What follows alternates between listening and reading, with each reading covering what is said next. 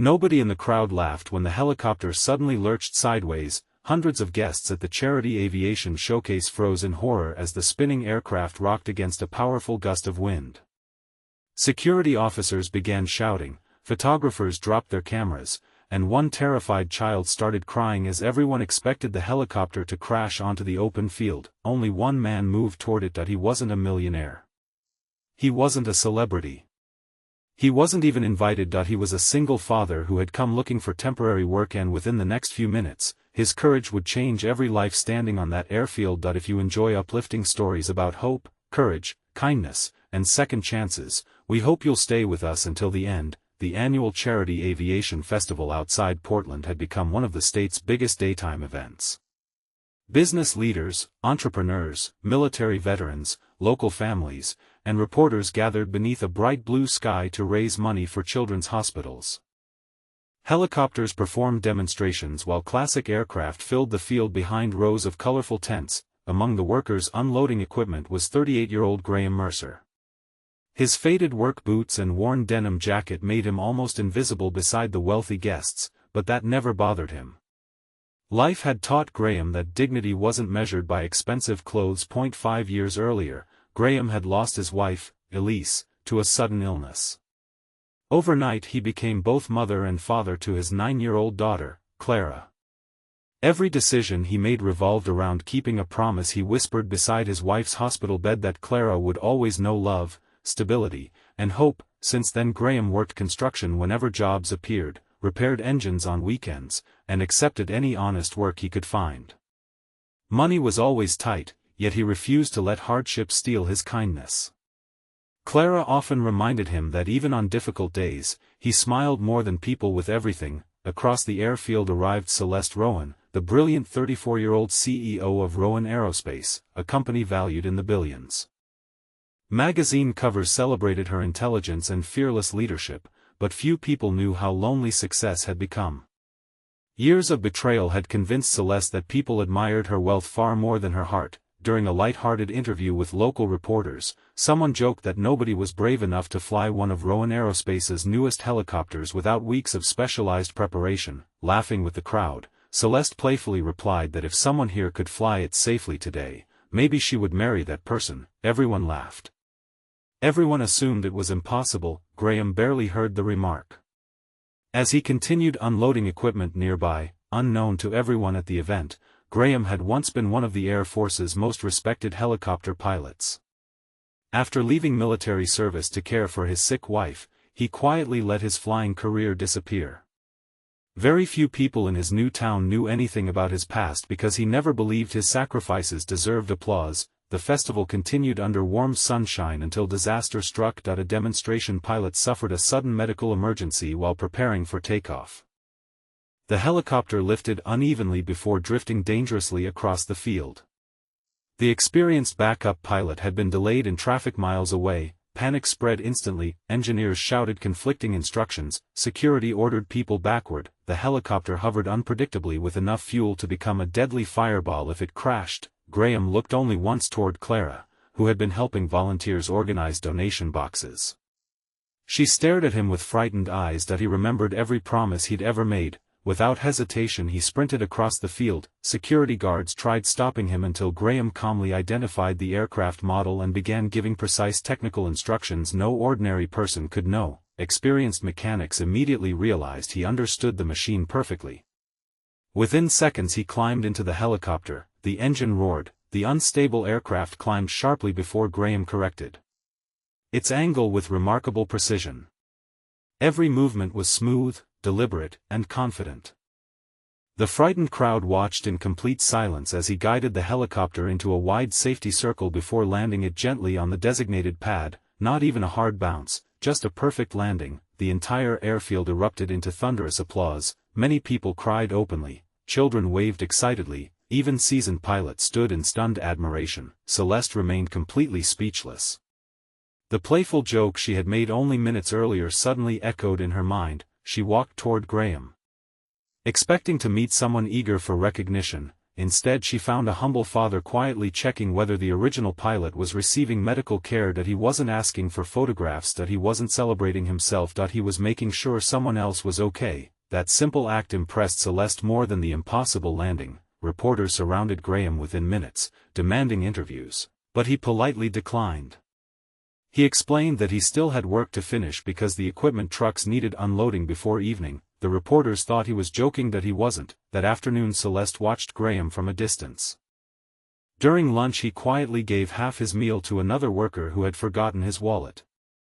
Later he spent nearly an hour helping an elderly volunteer repair a broken wheelchair without telling anyone. Nobody asked him, nobody rewarded him, that he simply believed helping people was normal. Curious, Celeste requested a private background check, not to invade his privacy but to understand the remarkable man who seemed completely untouched by ego. The reports humbled her. Decorated military pilot. Multiple rescue commendations, left his career voluntarily to care for his terminally ill wife, widowed, single father. No criminal history. No scandals, thousands of hours volunteering after military service, financial struggles despite extraordinary qualifications because he repeatedly chose family over career. For the first time in years, Celeste questioned whether she truly understood success. The following week she invited Graham to Rowan Aerospace headquarters, that he almost declined, assuming the invitation concerned paperwork from the festival. Instead Celeste offered him one of the highest aviation safety positions in her company. The salary would transform his life. Graham thanked her sincerely but requested 24 hours to think about it. That surprised everyone in the executive boardroom. Most people would have accepted instantly. Graham went home first. That he discussed everything with Clara over homemade soup at their tiny kitchen table. Clara smiled gently and reminded him that every important decision in their family had always been based on one question: would this make them better people? Not richer, better. The next morning Graham accepted the position with one condition: that he wanted Rowan Aerospace to expand scholarships for children whose parents had served in emergency services or the military. Several executives privately complained that he was wasting his only opportunity to negotiate for himself. Celeste admired him even more. Months passed beneath bright summer skies filled with factory visits, community events, flight testing, charity programs, and family picnics organized by the company. Graham transformed workplace culture simply by treating every employee with equal respect. He learned the names of janitors before memorizing executive titles. He celebrated interns as enthusiastically as senior engineers. Employees who once dreaded Monday mornings slowly rediscovered pride in their work. Celeste found herself changing too. She became less concerned about headlines and more interested in people. Instead of arriving through private entrances, she began eating lunch alongside employees. She visited scholarship recipients personally. She listened more than she spoke. The company became stronger because compassion slowly replaced fear as its foundation. Rumors naturally spread about Graham and Celeste. Neither encouraged them. Their friendship grew carefully through shared values rather than attraction alone. Clara noticed first. She saw how Celeste never tried replacing her mother. Instead, she honored Elisa's memory by asking about her, listening to old stories, and helping Clara preserve family traditions. That kindness meant everything. One autumn afternoon during another charity air show held entirely under clear daylight, Celeste stood beside the same helicopter Graham had once saved. Thousands attended, children laughed across the grass. Scholarship students proudly displayed projects funded by Rowan Aerospace. Veterans received standing ovations. Graham believed he was attending simply to celebrate another successful fundraiser. Instead Celeste addressed the audience. She admitted that months earlier she had made a careless joke about marrying anyone who could fly the helicopter. Everyone laughed warmly. Then her expression softened. She explained that life had taught her the greatest pilots were not always those who flew aircraft. Sometimes they were people who lifted broken hearts, frightened children, struggling co-workers, and grieving families. She turned toward Graham. She spoke about courage without pride, strength without cruelty, leadership without arrogance, love without conditions. She said she had spent years searching for extraordinary people among extraordinary success, only to discover extraordinary character inside an ordinary father who expected nothing in return. Graham's eyes filled with tears. So did Clara's. Celeste didn't ask because of a joke. She didn't ask because of a helicopter. She asked because she had discovered the kind of man who kept promises when nobody was watching. The crowd watched in complete silence as Graham accepted her hand. His answer wasn't dramatic, that it was simple, that he said that real love wasn't built by impossible stunts or public applause. It was built every ordinary day through patience, forgiveness, honesty, and choosing each other again and again. Celeste smiled through happy tears. She accepted those words as the greatest promise she had ever received. The applause that followed seemed endless, but the happiest person on the field wasn't the billionaire CEO or the humble pilot, that it was Clara. She realized her father had never been searching for someone to replace the family they had lost, that he had simply kept living with enough kindness that life eventually brought hope back to them. Before this story ends, we'd love to hear from you. What do you believe matters most in a lasting relationship? Kindness, trust, forgiveness, courage, or something else?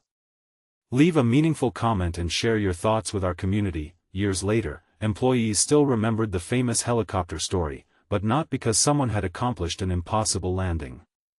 They remembered it because one humble act of courage reminded an entire company and eventually an entire community that greatness is never measured by wealth, titles, or applause. It is measured by the quiet choices we make when someone needs us most. Graham never stopped being the devoted father who put his daughter first. Celeste never forgot the lesson that transformed her life. The strongest people are often those carrying the heaviest burdens with the gentlest hearts.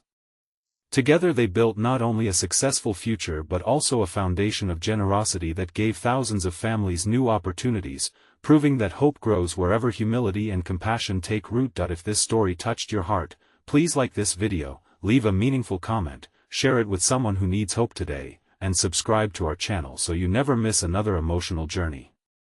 Sometimes a single act of courage changes one life. Sometimes it changes countless others.